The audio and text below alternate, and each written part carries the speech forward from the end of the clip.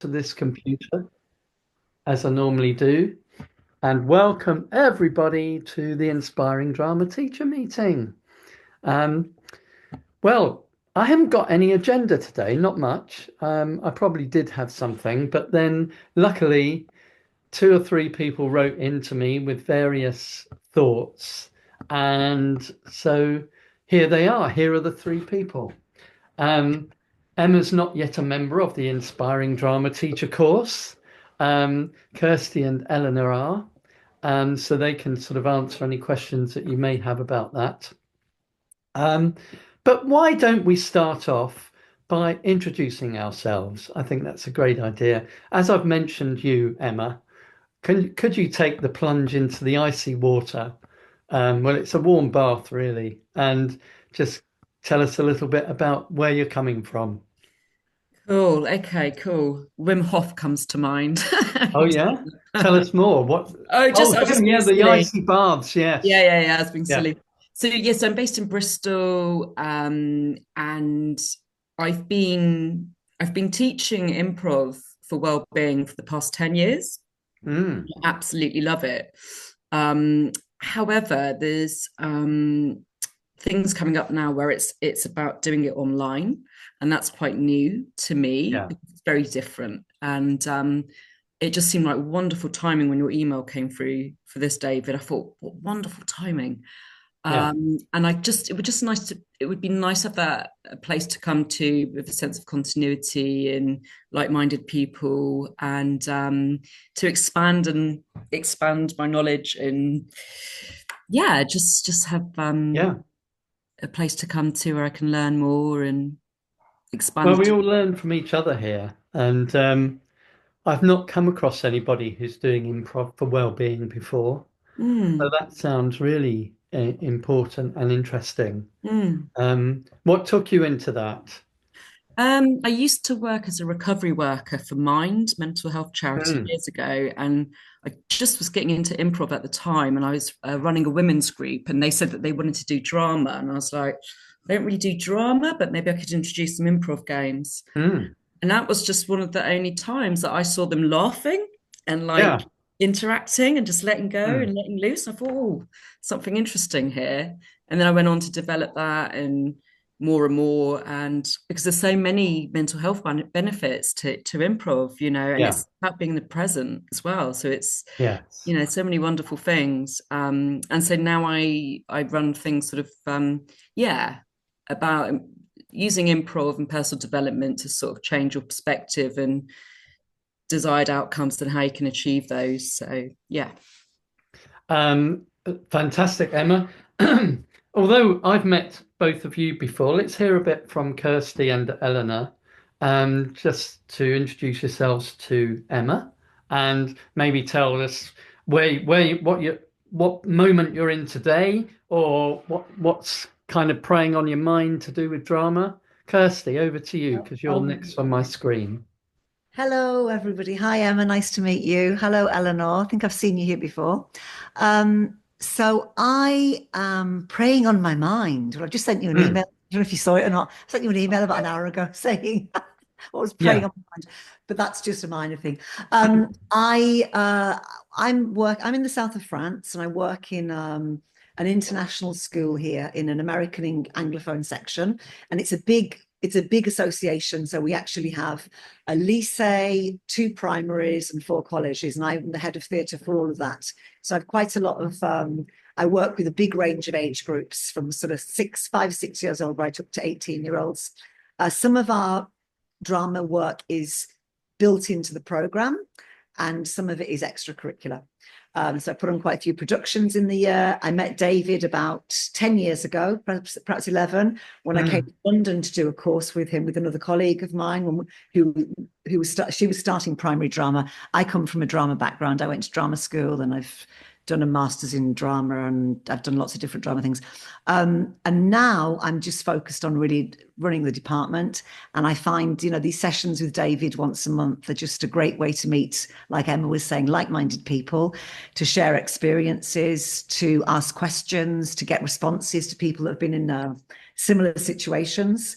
Um, I'm just to move on from what Emma was saying. I'm part of not a mental health group, but I'm part of a Sangha, which is a group of people that meditate together for sort of mindfulness-based stress release.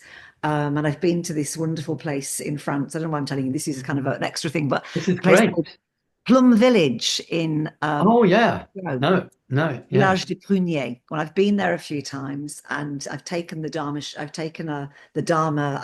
The last time I went, I've been a few times. When my children were younger, I took them, and it's like it's a bit like going into a parallel universe. I mean, for a whole week, you just change your whole way of living and being, and it's really fantastic for anybody. I'm thinking of you here, Emma, because that's what you do with obviously your recovery group. It gets you thinking so differently, and I think that drama has that capacity, mindfulness has that capacity, so we're quite blessed really if that's our path and we've got into, and we're able to use that in some way to be kind of a positive force in people's lives. They can be quite different obviously, but yeah. And what else was I going to say? Just I'm sort of rambling on about my personal experiences. So I've lived down here for about over 20 years, and I've managed. David has came here 10 years ago and did some workshops with us, and I've just managed to get the board and the pedagogical director to agree to get him back again to come and do some work with us in February, which is always fantastic. Because although the longer you do drama, you know a lot of the stuff. It's so nice to have refresher things regularly, and these sessions every week, every month, they're just such fun to play some games with people. I just love coming up, and meeting different people in different places. I know you're in Bristol, Emma, and I don't know where Eleanor is. Yeah. I'm in the UK. Oh, you are I'm in Hertfordshire. Hertfordshire. Okay. Yeah. Well, let's hear from you, Eleanor. Yeah. Thank you for waiting, and tell us what's happening with you today or Yeah. this period of time. So I mainly work with a lot of homeschooling groups. So that means that's working with a quite diverse age group often, age group within one class. And I'm getting used to just having lots of very different situations thrown at me that I need to keep adapting to and learning to. So a lot of the classes I do, maybe I only go once a month. So because you haven't got a sort of a very close continuum, you've got to sort of pick things up once a month. So that's one thing I'm having to deal with. I also work with with 3-year-olds. So I've got small, at the moment I'm working with 3-year-olds up to, but the oldest is about 13 at the moment. And also I've just started working with a group that it's a drop-in session. So I haven't got a clue who's going to be there. Except it's very early. So at the moment, for the last 2 weeks, there's only been one person. And this is also about, as you've been saying, this is also supposed to be about mental health. So it's a new area. And I'm just trying to figure out, if I only have this one person for 15, this is every week for the next 15 weeks. Yeah, that's a challenge. It is. Is this live, face to face, or is it online? Live. Live, yeah. Okay. Yes. So, yeah, well, I think what's interesting about that is it kind of shows the variety of backgrounds that people are from who use drama in some way. So it's not just the typical academic school kind of background, but it can be used in so many different forms. And talking about doing meditation, I used to combine yoga with drama. So I trained as a yoga teacher, and I always used to start off rehearsals for our plays in the theatre company with yoga sessions. And they're very kind of well, obviously they're quite calming and grounding. And they also, I think, help to create a team kind of atmosphere too. Um, and I've come across people on various occasions, some Scandinavian directors who use meditation with all, before all their rehearsal techniques. Same thing, I've heard it, teachers with children in school combining meditation and drama. And I think I've always thought it's strange that I was attracted, I still am, to both yoga and drama because they seem to be at opposite ends of the spectrum. One is about kind of unleashing your energy, and the other is about just being in the moment and breathing and connecting with where you are. But I do think that those two opposite ends of the spectrum do work quite well together. And I suppose it's all about connecting with others and with yourself.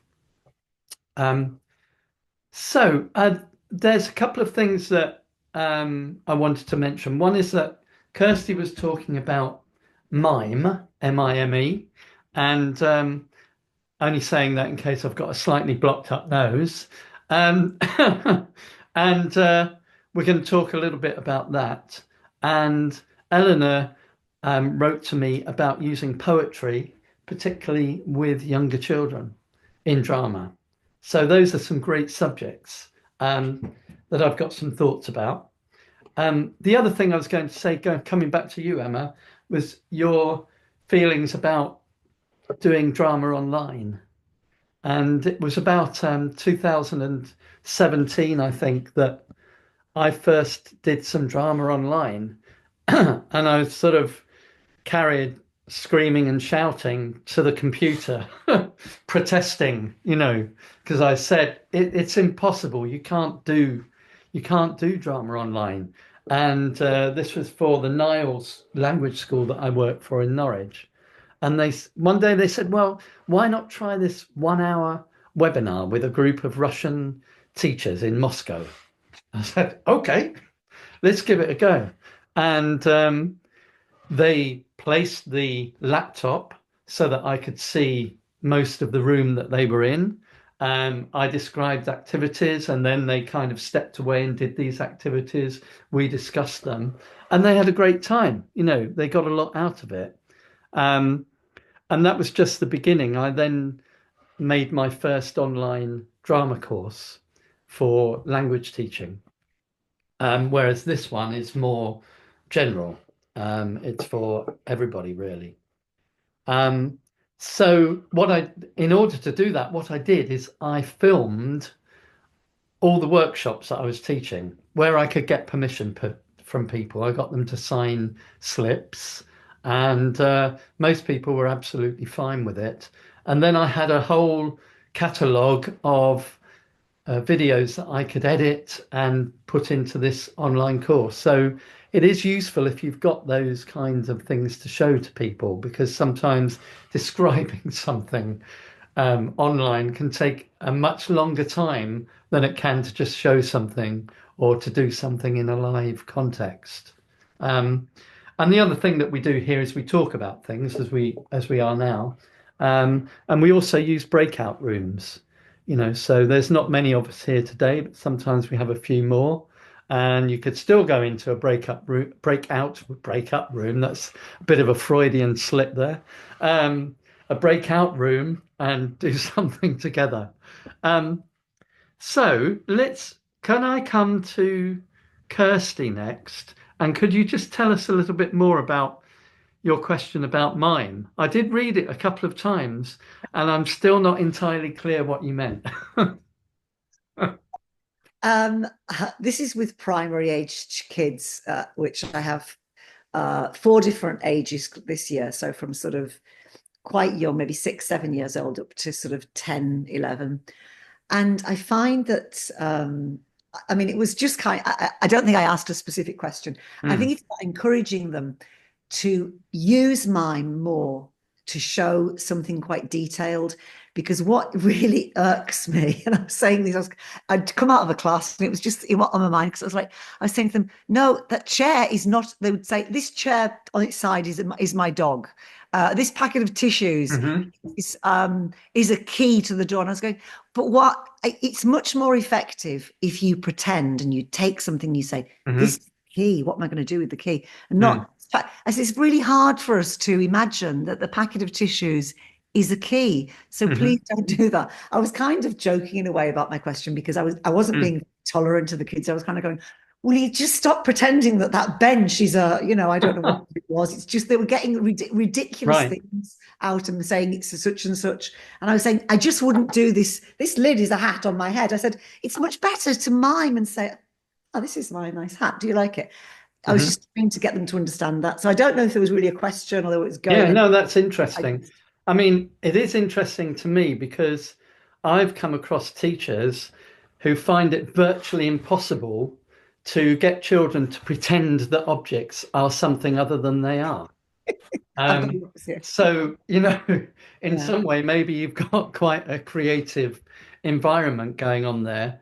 And then I think of theatre companies like Complicité, who I've seen do shows where they just use everyday objects as anything, and they can create a whole world. And there is something quite nice about using minimal props.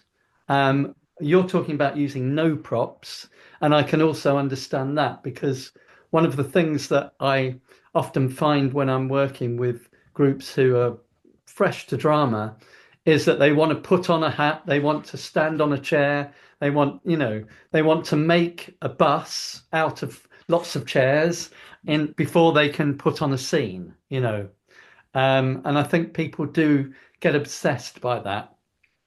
I suppose I would say that really when kids do that, they are just connecting with playing, and it's what kids naturally do. It's how they learn, and it's how they take everyday objects.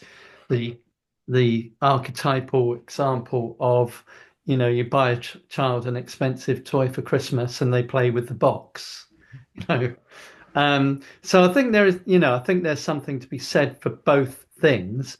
But having said that, I can think of two different exercises that I could talk to you about that you could try. And one is a game which I call the Giant's Hobby. And it's in my 101 drama games book, that one.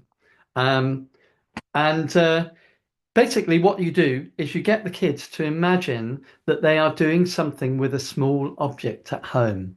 So it might be mending something or drawing something or making something out of cardboard and using scissors. Maybe you could get them to talk about that and think about some things that they've done recently, or they could, maybe it's to do with craft that they've done at school.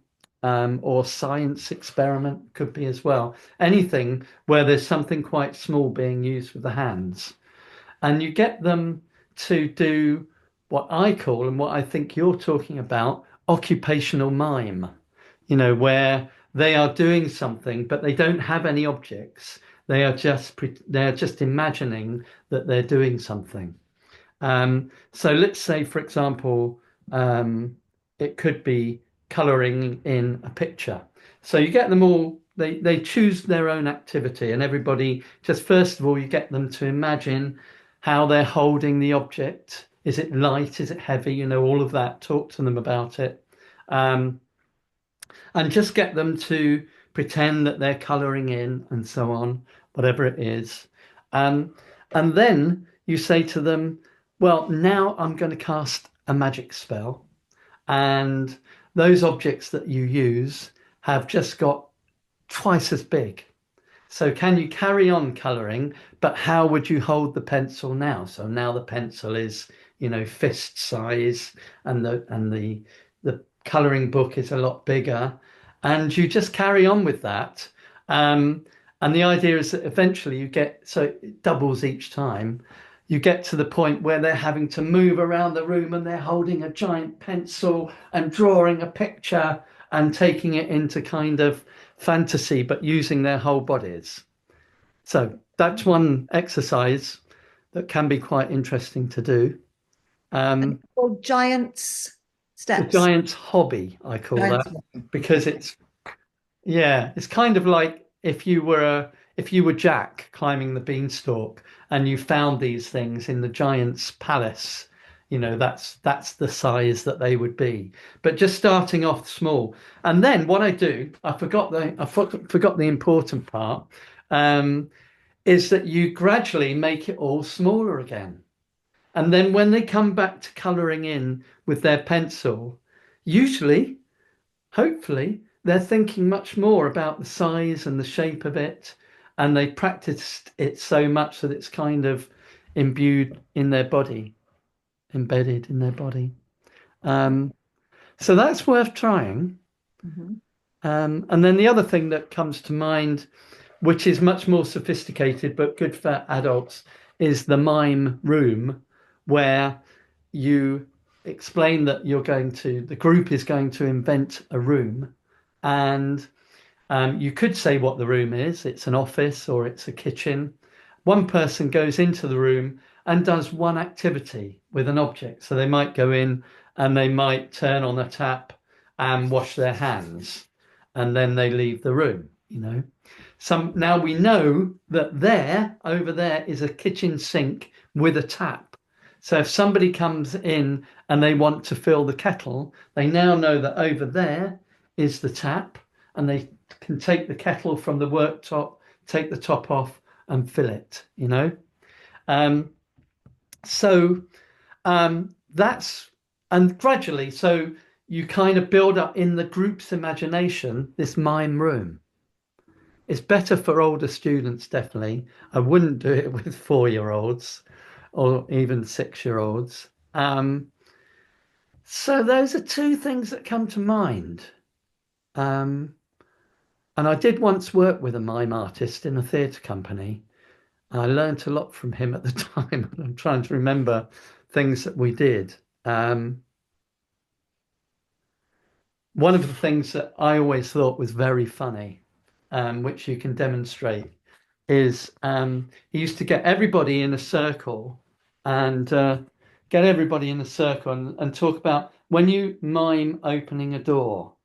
And he said the number of times he sees people open a door and then they enter the room and they still got the doorknob in their hand. So, he teaches this thing about, put your hand on the object, turn it and release it. Leave the object there, don't take it with you. So that's just one small kind of technical thing that I learned about mime years ago. What do you think about that, Kirsty? Is any of that helpful? Yeah, very good. I think the Giants hobbies will be one that would definitely work with the kids in primary. It's really getting them to pay attention to what they do, because they'll sort of go, I'll say, if we do anything that's to do with mime, you're eating, they'll kind of go. And I said, well, what are you doing there exactly? It's thinking about the specifics of what you do, and that game would be perfect for that. The other one, the Mime Room, is possibly I would use with older students. I think it's better with older. With the primary ones. But yeah, I mean, the doorknob one, of course, is a classic opening. And of course, the door that moves, they come into a room. Because I do one about these children that find a door and they go in and there's something in the room. There's it's not clear what it is, but it's something creepy. Yeah. And they go in and the door keeps moving, of course, the different people going in and out.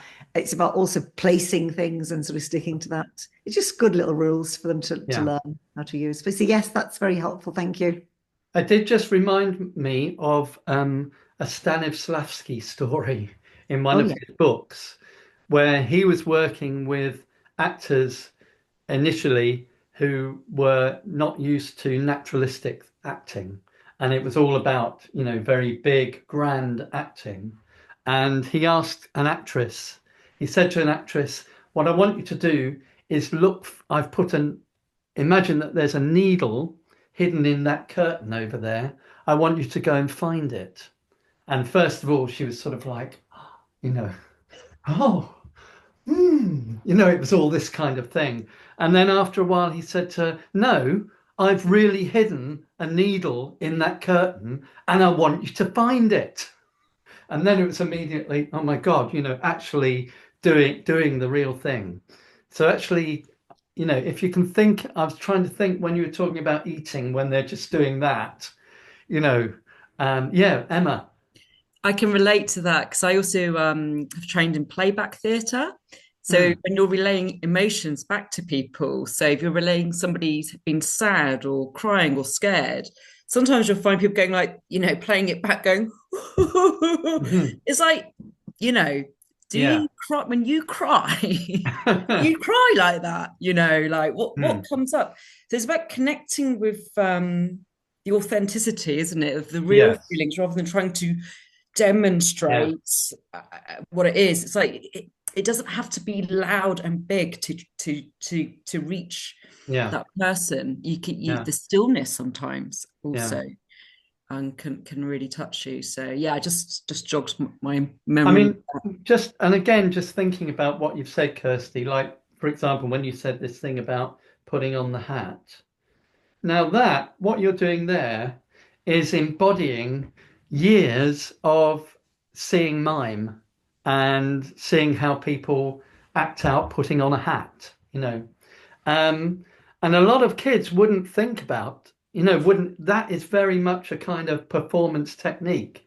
So in some ways, and maybe you do this already, it might well be worth just teaching some really, some kind of commonality of language, mime language that they can use. Let's all imagine putting on a hat. But what kind of hat am I putting on? Let's pass the hat around the circle, and each time it reaches somebody, can they turn it into a different kind of hat? Yeah, I'm putting on my winter hat, and the others can guess what it is. Yeah, that's made yeah. me think. Oh, sorry. No, I was just going. It reminded me. There is one exercise I do. It's a circle game. It's a good warm up for again primary kids. I suppose it could relate to older, where you pass the box, and inside the box is anything you want, and you're encouraging the child to take out a little hamster or a sandwich. Be really specific. So that's sort of teaching mime specifics about you can, and it can be a huge object or it can be a tiny object, and it's all about people have to guess what it is. They have to be really clear about that. So that is that's that type of thing. They could take a hat or gloves, or sometimes it's also about giving them the ideas. They like to copy, so you have to sort of give the ideas of what type of things they should take out of the box. But also, for example, giving them a scarf to put on, an actual scarf, put it on, and do it up, and now do it again without the scarf. Maybe to do that in pairs. Maybe, each of them has an item of costume and one watches the other put it on, and then they try and copy the movements exactly. That would be quite a good challenge. Yeah. And I don't think is that just on the subject of like little children with props. I'm getting the idea that really there's probably, there's not or is there any right or wrong answer? Because, if you read Spolin, then she's all sort of very much about it's really important for young kids to have everything there practically, She talks about, you need to have the stage set so you can have the door, you can have everything there. It's very physical. And you think about how young children, they're still in the world of discovering the tactile. So do they need that? A bit like, what they have a play area in the classroom where they have actual objects and a baby in a cot and a pretend kettle and, all of that. But at the same time, then, of course, they're so incredibly creative. They create this whole world just in their imaginations in just a moment. So I don't really know if there are some my take on it is practical in that I try and use no props as much as possible, just because they get in the way. Yeah. People fall over them, they throw them, they break them. If one group's got one prop, the next one wants two, and so on. I agree. Really. Although I've even found actually very frustrating. I use yoga dots, just Mhm. to set the place so they've got a circle. Mm. This is the circle you stand in. It's very simple. The yoga dots are there, so you know where to stand, and they like coming and standing on their yoga dot. But then it always, just like Kirsty, it would drive me well when they like the yoga dot then ends up becoming a prop, or I've Yeah, lost yeah, and suddenly the flipping yoga dots are turning, has to be the hat. And think, oh, yeah. so I think get rid of the yoga dots. And also in storytelling for very little children, it's very odd. I have one group where they always love to see props in the storytelling. They like the puppets, they like the Mhm. little props, they love it. Another group, it's a shambles if I ever use a prop, because the Yeah. children are so small. They will go for the prop and then they will walk around the room with it, and then the other child can't see, and then Yeah. Well, there's your answer. There is no answer. yeah. Um, Probably. Anybody else got anything to say about that? Thoughts? Yeah, I can, that I think that using puppets with storytelling is obviously something that early years teachers do a lot, and they find it very useful. But I think it also depends on the situation. If the kids are not at school, then they might think they don't have to abide by the same rules that they would normally have to, and they can walk up and play with the object. So part of it is also reminding them what the rules are, and how they're Yeah. expected, I what think they're actually allowed it's to because do. I mean, some of them are not even 3 years old, so I'm Yeah, probably expecting too much anyway. yeah. Well, that's hard. You've given yourself quite a lot to do there. But I will say, I got this book yesterday. Um, I don't hadn't come across it before. It's by somebody that I kind of know a bit, called Sam Marsden, who has worked a lot with early years, and she's written a few drama teaching books.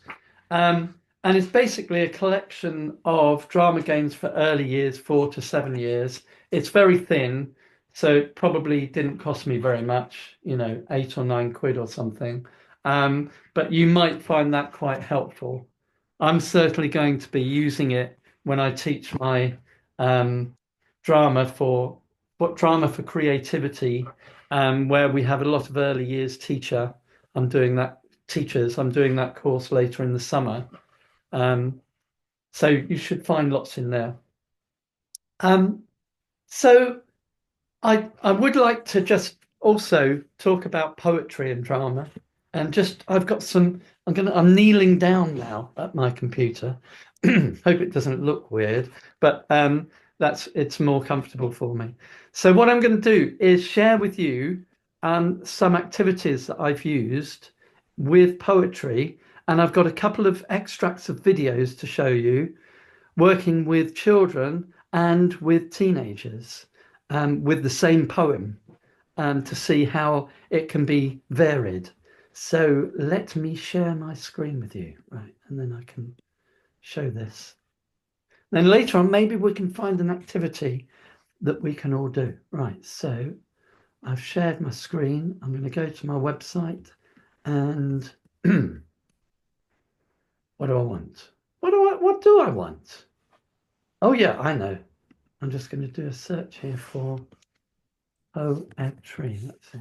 Yeah. So, right, here we go. Poetry in motion. Let's go there. No, it's not that one. That's a comment. Let's go back. Right. This is the correct one. So this is an activity that I have shared on the website before, and it's based on an activity that the RSC use, but I don't think they necessarily invented it. And it's a way of taking a poem, breaking it up into lines or verses, handing them out to groups. Hello and welcome to Karen, just joined us. Nice to see you. And so we're just talking about poetry and drama. So, for example, there's a poem called The Highwayman, which is often used in primary schools and also secondary schools for drama, because it's very rhythmic. It's got a great story to it. And you could take a verse and give each verse to a different group. You ask them to look for keywords in the poem, maybe a keyword or image in each line. What I'm going to do is just work out how I can do this, is just paste in the chat the link to this web page. Here we go. Right, so there's the link if you want to go to it, but you can watch it on my screen as well if you want.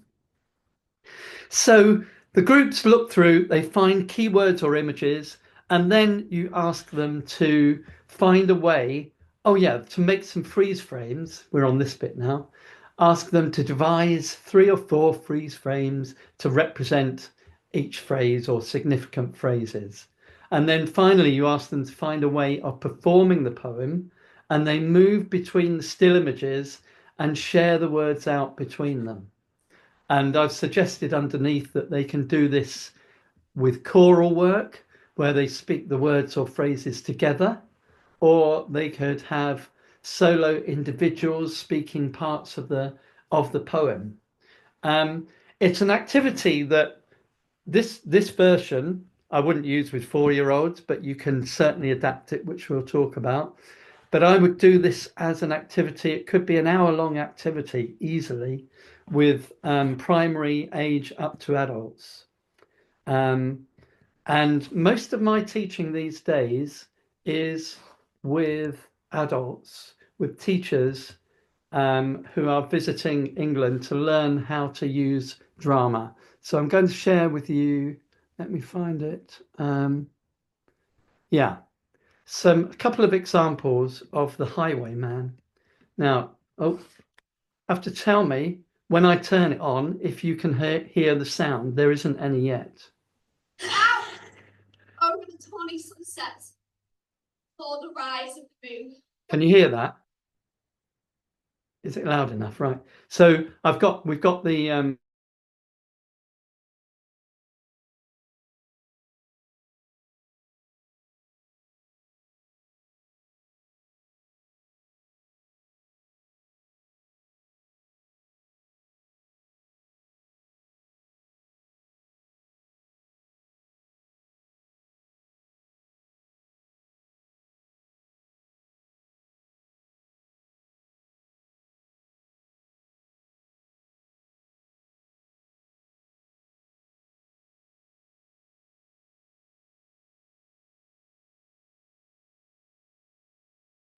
Can't hear anything this side.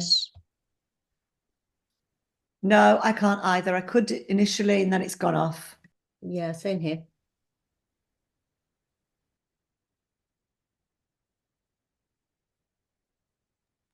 You're muted, David, you're on David. mute. Oh, it's ridiculous. I came out of the video and it put me on mute. Right, I've switched on the sound. You're on now. mute. You're on mute. Really? No, you're not now. I'm saying it's that classic. Yeah. Oh, I see. Right. Here we go. So now share sound. I'm going to do it again. Try and be better. Try always to be better. Here we go. Out Can you hear over it? the tawny sunset before the rise of the moon. When the road was a gypsy's ribbon, looping the purple moor. And the red-coat troops came marching, marching, marching. King George's men came marching up to the old inn door.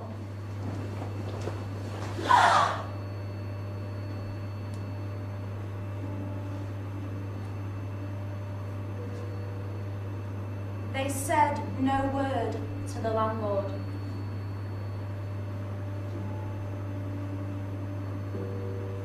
They drank his ale instead.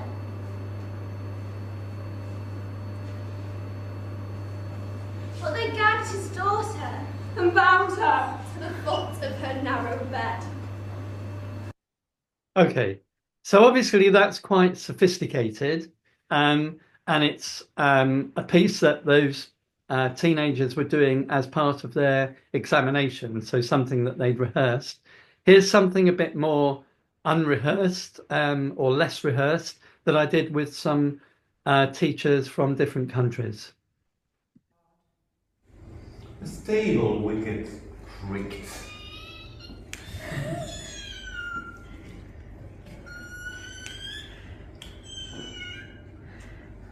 Where Tim, the ostler, listened. His face was white and peaked. His eyes were hollows of madness. His hair like mouldy hay. But he loved the landlord's daughter. The landlord's red-lipped daughter. Dumb as a dog. He listened. And he heard the robin say, Okay, so that was a group who were just doing one verse of the poem to show you how that works. And then what I'm going to do finally is show you a group of primary age children who were using the poem for a little performance. Okay, here we go. And the highwayman came riding, riding, riding. The highwayman came riding up to the old inn door. He had a French top hat on his forehead and a bunch of lace on his chin, a coat of claret velvet and breeches of brown doe skin. They fitted him never a wrinkle, his boots were up to his thigh, and he rode with a jewelled sprinkle, his pistol was a twinkle, and his wrinkly belt a crinkle, and the jewelled sky. Over the cobbles, he clapped and clapped in the Barking yard. And he tapped with his lip on the shutters, the door was locked and barred. He whistled a tune to the window. And who should be waiting there? For the landlord's black-eyed daughter, Bess, the landlord's daughter, plotting a darker love knot into her long black hair. Excellent. So let me stop my sharing.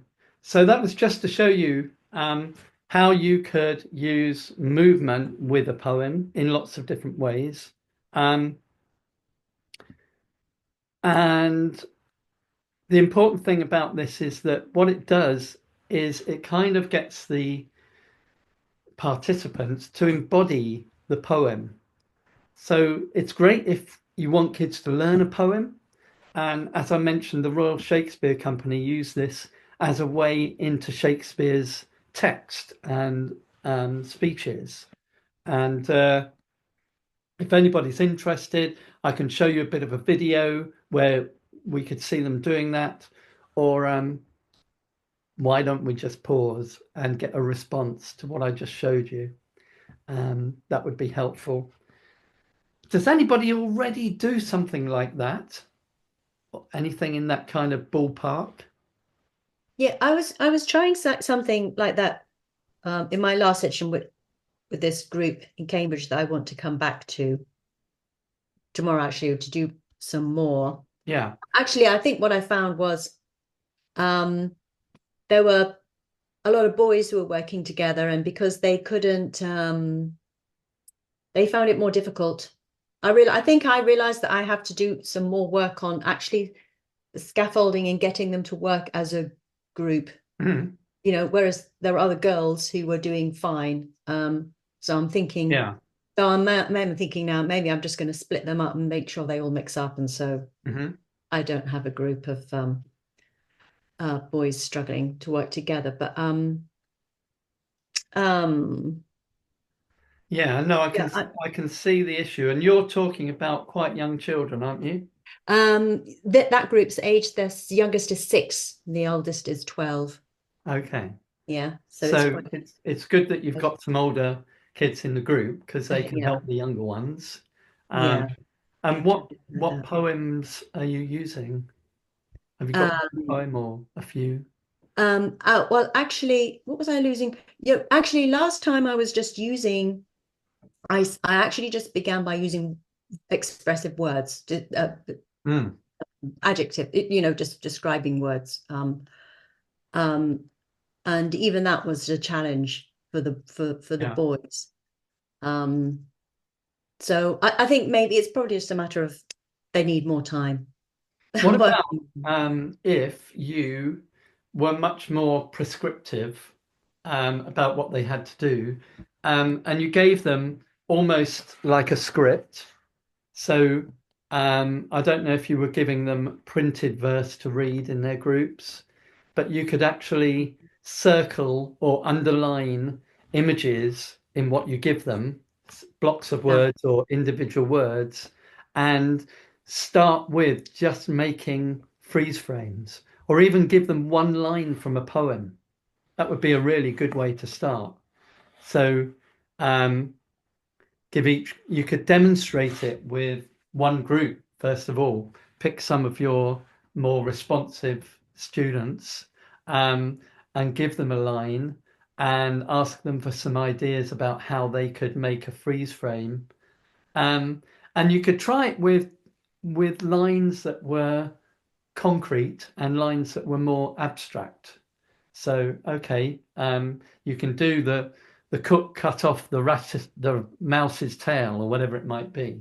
But can you do the moon rose over a sorrowful field? Yes. And get them to kind of really explore how they might make freeze frames. Yeah. That's what I would begin with and spend some time with that. And even preceding that, just getting them to, and you probably are already doing this if you're just giving them words, just getting them not to work in a group, but to move expressively to different words. Yes. Move around the space. How would you make a statue? That's the other one that's kids really get. They love the game of musical statues. And what I like to do with the younger age group is take a tambourine in and first of all just get them to move when I'm shaking it, and then to freeze when I hit it, and then to get them to move in a particular way the next time. So let's take the word mysterious. Now, when I move the tambourine, can you find a way to move mysteriously? And freeze. Now, can you make me your most mysterious statue? And then I would walk amongst the group and kind of mention things that I could see. Oh, these eyes over here look really mysterious. Look at those fingers. I wonder what they're pointing at. Really kind of drawing out what members of the group are doing. You can obviously do that for characters as well. I mean, it's such a basic drama activity, but I would start with that square one, because I think the kind of performance of a line of poetry is quite a long way from that. And then you've got the whole thing that for 6-year-olds, it's impossible to work in a group. No, they don't understand what that means generally. I was that thank you. The walk, I was doing the walk and the moving to the different sounds last time, but just adding a statue in there, actually in between them, I think will also. Yeah, I think that's really good. And I look at that as a precursor to making freeze frames or still images. And because of that game that they love of musical statues, I literally walk around and say, I can't see an eyelash blinking. Even the fingers are frozen still. Even the strands of hair on your head are completely still.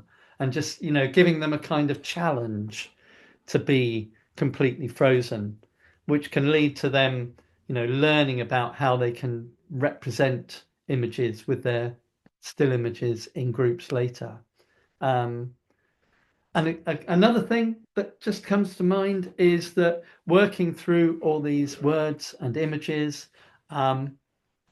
instead of getting them to perform the poem, you actually read it to them at the end, or you have a recording of it for them to listen to while they respond with some of the important mysterious words, so mysterious, that word's come up, make your mysterious pose. Simplify it. Right, that's my thoughts. Anybody else got some really good ideas to throw into the pot? Yeah, Emma. Mine's more of a question, if that's okay. And so I work with adults, I don't work with children. Yeah. Even though this has really been thought-provoking with ideas. But I guess if it's appropriate or not, I'm running a workshop tomorrow, which is a crash course in comedy, and I'm introducing the benefits of improv, but it's all online. So it's a group of writers that write comedy, and so I want to really introduce them to, the importance of physicality and the benefits of improv.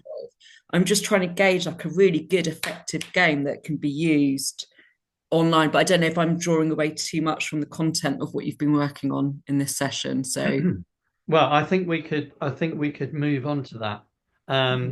We've got about 10 minutes left of our hour, and we've done loads of talking. Kirsty, hang on, you're muted, my dear. It's not clicking off. There it is. Yeah, just to say to Emma that if she's able to watch any of the older videos, the last session we did this thing, which was one person had to go out the room, and everybody had to act. We had to say to them, right, acts, make a sandwich in this style, in this manner, and they had to do it really big style, and it was really comical, wasn't it?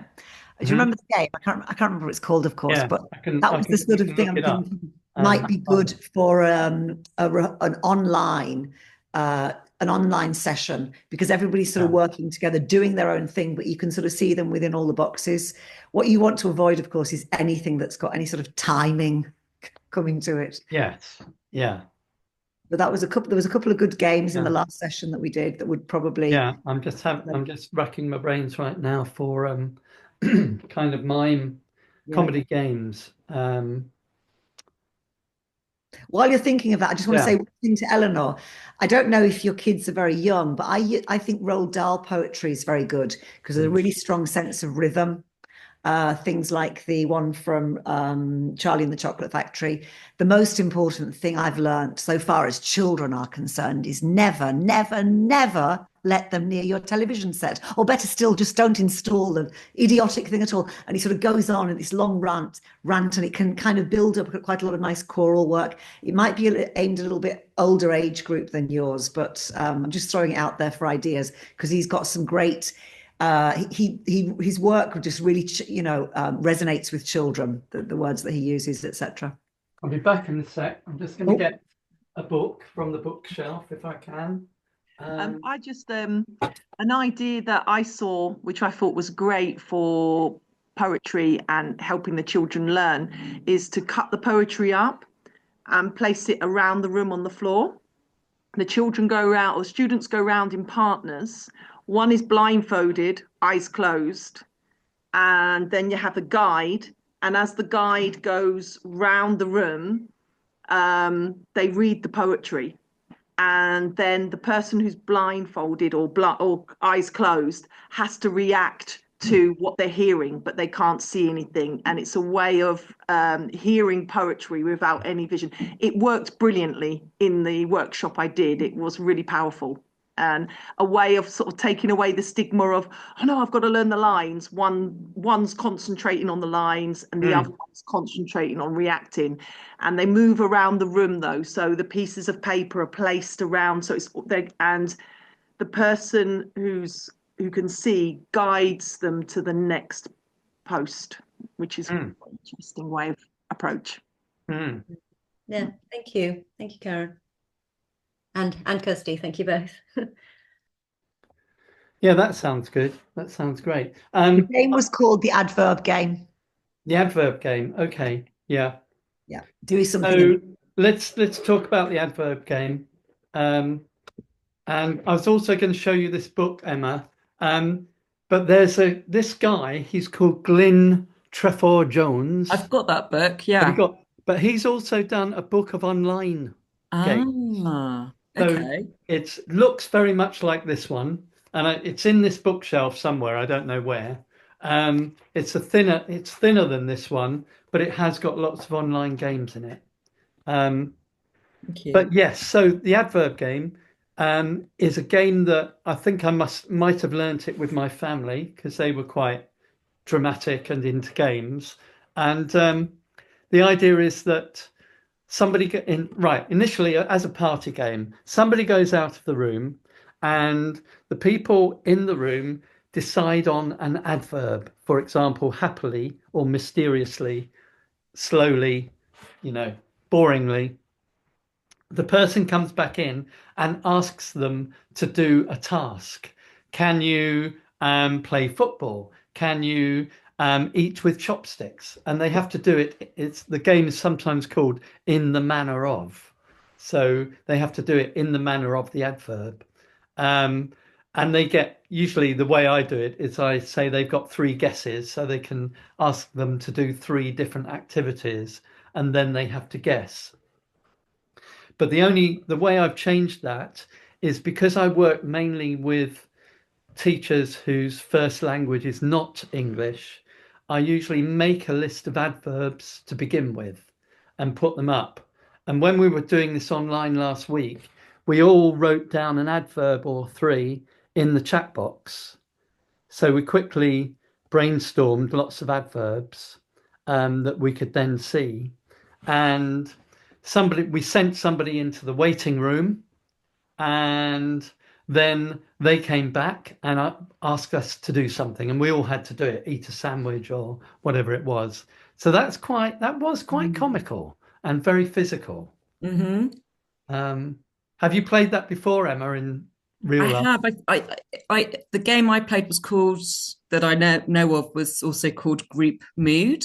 So I've done it at festivals before where you've got loads of people, someone leaves, and then the entire group takes on this mood and they have to ask them various questions, and it's pretty funny. Yeah. So that's a good one to apply online. What's really nice about this is sometimes with adults, they can be a bit more there are less rules, so they can be a bit rude and it can end up quite funny. Can you make love in this fashion, or can you dance or chat someone up in this fashion, or whatever it might be? It doesn't, so it can be, you can use situations that are applicable to the group that you're working with. And it could be that they are chatting someone up fearlessly, or chatting someone up mysteriously, or whatever it might be. Right. And again, the other thing that I do when I'm doing it in a live setting, you can get the whole group doing the activity, or you can can I see Eleanor and Karen doing this activity? And you ask them to do it. And what's good about that is that the rest of the group gets to look and to laugh at them, So you could also do that in the Zoom meeting, depending on how many people you have. Brilliant. Great. So yeah, that's a good one. Thank you. And I'll look for this book and send a link for it in my email that I send out after the video. Amazing. Thank you. But we didn't do any fun activities. We did lots of talking and sharing of ideas. Before we go, Karen, I'd love to know where you are and what drama teaching you do or want to do. Okay, so I'm in Toulouse in France. Yeah. And I have two drama groups, and I'm also a primary school teacher. So I teach in drama in the classroom, but I also have 2 drama clubs. And I've taken on a third, which is the teens. So my students left primary, went on to high school, but then didn't want to leave me. So yes. I've got the teen group. Yeah. So this poetry has been really interesting for me, because I'm like, what am I going to do with them? They did some brilliant work before Christmas on the ghosts of Hogwarts. So we took all the ghosts of Hogwarts, and they then created their own ghosts, and they built a whole story around that, about what goes on at Hogwarts when all the students have gone. And it was really fantastic. because you have the moaning myrtle, you have lots of ghost characters in there. They really got involved, and they turned it into a Halloween Christmas show. How they did it, I don't know. Right. Wow. Okay. Yeah. Oh, that sounds really fun. But that was really nice, just a simple idea of the ghosts.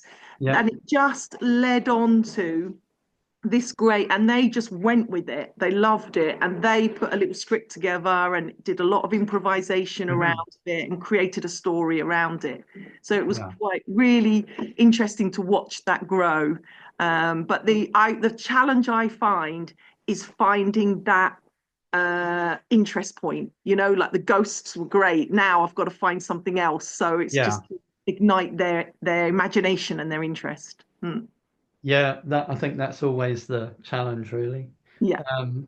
Indeed, Roald Dahl does have quite a lot to offer, as does Harry Potter and all his mates. Yeah. Any other stories or material that anybody would recommend for Karen to try out? People have done? Well, I would just put those, I suppose you could just put all those funny ghosts in all sorts of different funny improv scenarios, can't you? So yeah, you've got the different characters having to do. I'm sure you've probably thought of that already, but I mean, you could find making up new stories. This is it. Yeah, with them, I suppose. And are you looking for then a book or a film or something like that to be your next stimulus? Or anything really, even now you've bought this poetry and I'm like, oh, this could be a really good avenue in. I really loved that first video of those students. It was so powerful, that kind of performance. I love it. Let me just share something with you we're going over the hour, so you don't have to stay if you need to go. But where is it? Oh no, there we go. Yeah. The Highwayman, there we go. So this is a collection of resources that I use when using the Highwayman poem.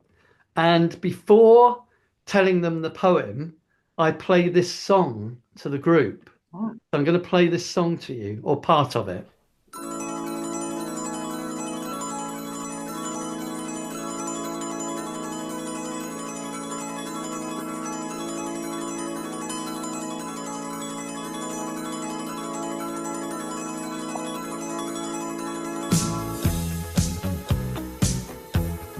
I can see some of you starting to bob about now. You recognise the beat.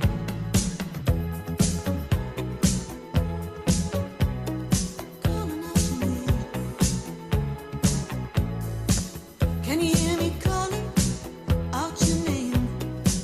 You know that I'm falling and I don't know what to say. I'll speak a little louder, I'll even shout. So I never put two and two together and realised that entire song is based on the poem The Highwayman. Oh wow. And they've even, at the very beginning, they even show bits of the poem. Yeah.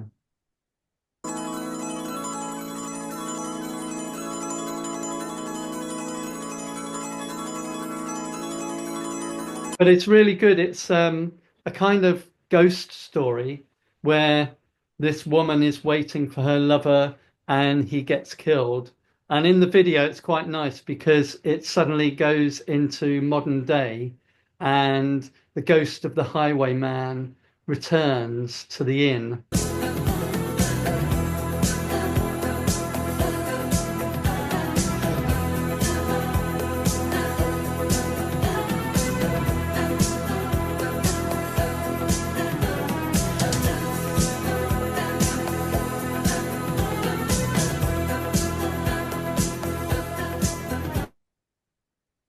Yeah, sorry, I'll stop that video playing. There we go. Yeah, so that can be quite a nice way in as well. And the poem itself has just got so much in it. There's a lot of verses to it, so you may not want to use them all, but in each one there's a lot of imagery. And as you saw from that performance, there's a lot of repetition as well. And you can kind of, interpret it however you want for different age groups. Okay then, so I'm officially going to end the meeting there.